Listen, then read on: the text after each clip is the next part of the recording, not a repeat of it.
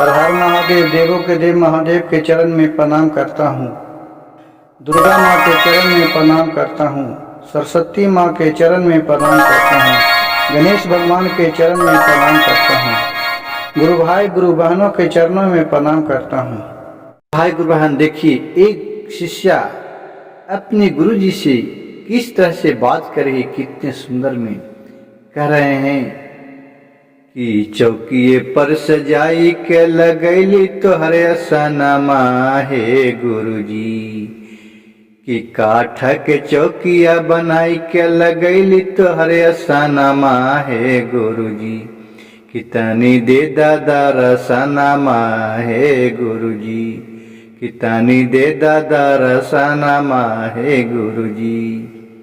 अब काठ के चौकी के अब बनबली तोरे सनमा हे गुरुजी, कि तानी दे दादा रसनमा हे गुरुजी, कि तानी दे दादा रसनमा हे गुरुजी। तो गुरुजी बोल रहे हैं कि कैसे में दियो शिष्या तोरे दर्शनमा हे शिष्या, कैसे में दियो शिष्या तोरे दर्शनमा हे शिष्या, तुहू लगाबहु ध्यानमा हे शिष्या, कि तुहू लगाबहु ध्यानमा हे शिष्या। भोलेनाथ बोल रहे हैं कि हे शिष्या, आप तो आसन लगाए, लेकिन मैं आदमी को दिखाई नहीं दे सकते हैं। हमें इतना प्रज्वलन है कि आप ध्यान लगाइए, आपको हम ध्यान में आएंगे।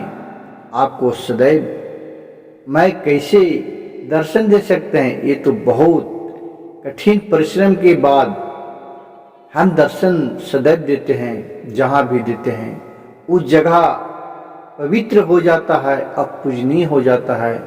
वहाँ सदैव मेरे अंश आते हैं। लेकिन आप हमारे आसन लगाए हैं, आपके घर में भी आऊँगा, लेकिन आपको मन का भी मुरादें पूरे होंगे। लेकिन आप ध्यान में लगाइए, ध्यान में लगाइए।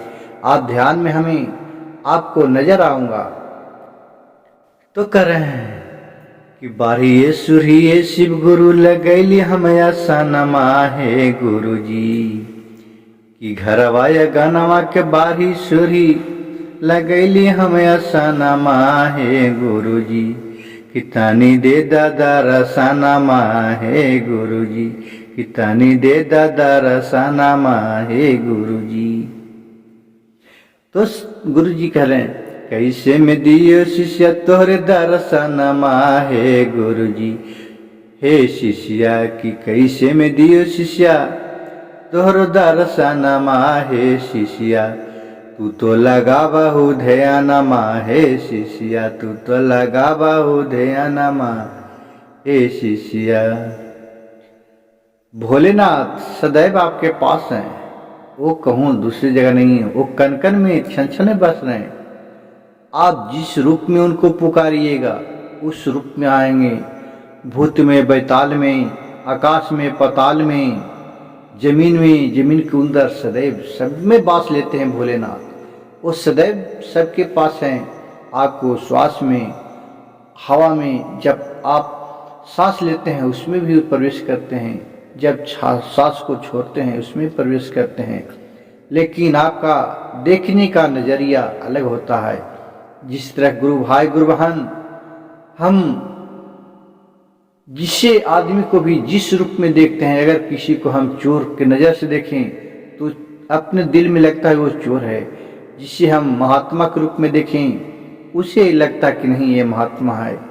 जिस मनुष्य को आप जिस रूप में देखते हैं, आपको दिल और दिमाग में उसी का धारण करता है, उसी रूप में आते हैं। उसी तरह आप भी भोलेनाथ को जहाँ जिस रूप में देखिएगा, सांप के, बिच्छू के, बकत के, जिस रूप में देखिएगा सदैव आपको भगवान वहाँ नजर आएंगे।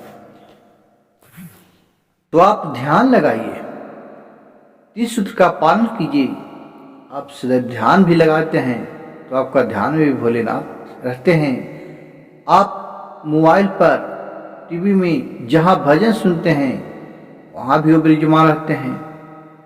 आपका दिल सही होना चाहिए, मन चंचल होना चाहिए। ये नहीं कि मन में राम बगल में छुरी और पलखत पाव रे तो मुरी। तो आपको उसी नजरिया से भगवान भी नजर आएंगे।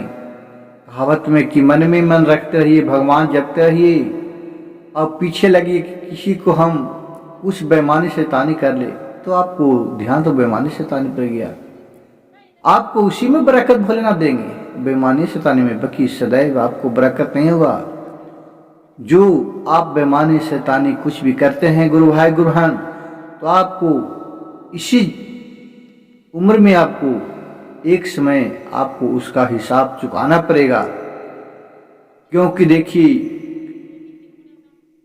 ये जो है जो किसी को नहीं छोड़ा है, जो आपका अभी दिखाने के लिए आप लोभ और थोड़ा लोभ में पड़ जाते हैं, लेकिन आपको उसका भुगतान बाद में करना पड़ता है इसी जीवन में।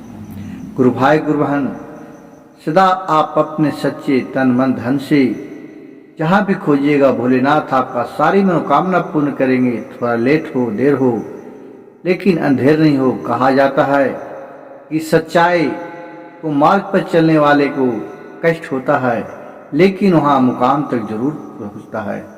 मन में हौसला रखिए, बुलंदी रखिए, भोलेनाथ आपको सारी मनोकामना पूर्ण करेंगे।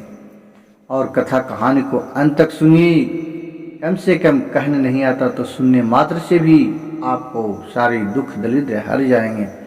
हर महादेव, घर घर महादेव।